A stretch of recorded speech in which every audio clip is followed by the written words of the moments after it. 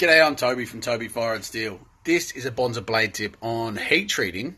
So, it's actually more about tongs than heat treating. Very, very important tongs. I've seen people use all sorts of weird stuff. Like pliers and all that are going to do the job. A set of tongs made for the right size is critical. About as critical as one can get.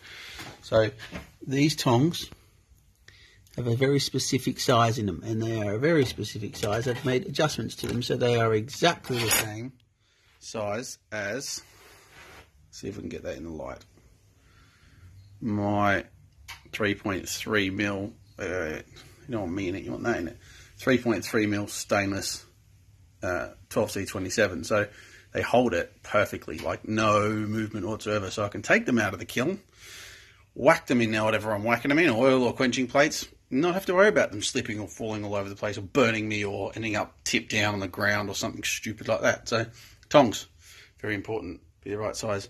These are some cute little ones that I made with my friend Andrew whilst he was teaching me a bit of blacksmithing. What a dude. All right.